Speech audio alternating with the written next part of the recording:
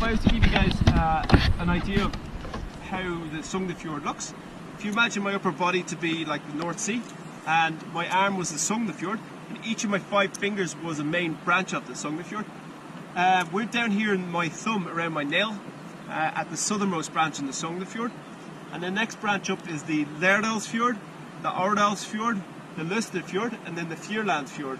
And right here at the top of my ring finger and the Lystefjord is a place called Skjolden.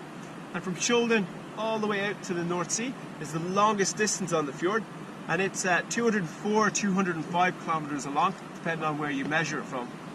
And around my elbow is a place called Høyanger, and Høyanger around there is the deepest part of the fjord. Can anyone tell me the deepest part of the fjord, except for Grace? Any guesses? How deep the water is? Yeah. 500 meters. 1,000. No. It's higher than that. I'll give you guys a clue. If you look above the town of Aurland on your right side, there's a mountain there which is the highest mountain you can see, which is covered in snow. That's called Prest, or Priest in English. And Prest is about 1,300 meters high, or around 4,000 feet. And Prest can be flipped upside down. It'll fit into the fjord at its deepest point and still be covered in water. So the exact depth of the deepest part is 1,308 or 309 meters, again around about 4,000 feet. It's a little bit shallower here in the Aurlandsfjord. It's only about 700 meters at its deepest point. And right now underneath us, it's probably closer to 100 meters.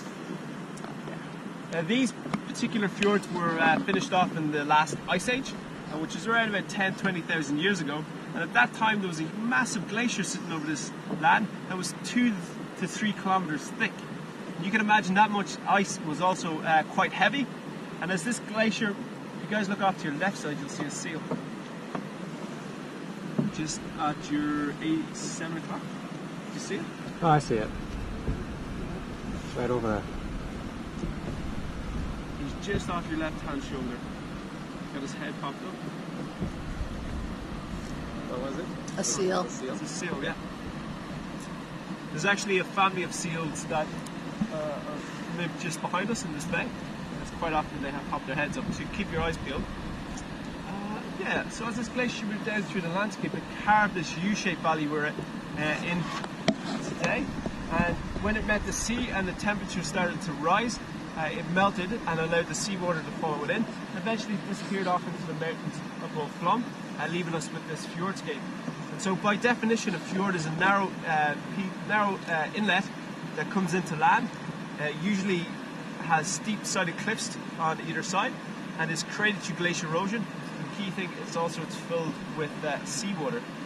So I don't know if anyone's tasted the water around here, but it's actually not too bad. Very salty. Not too salty around here with the river, but if you taste it back in Flåm or halfway along, it'll be super salty. We'll come back here in about a month or two and it'll be mostly brackish water. He's up again. There's a little seal off your left hand side. You can just see his head shining in the sun.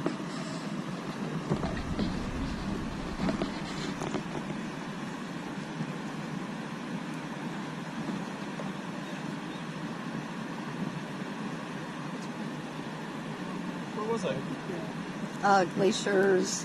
You're talking about the water.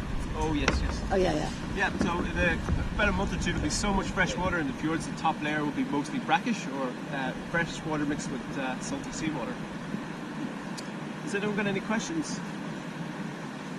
Any additions, Grace?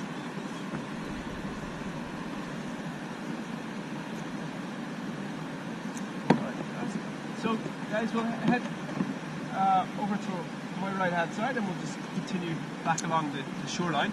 And also if you guys got any questions along the way, don't be afraid to ask at any time.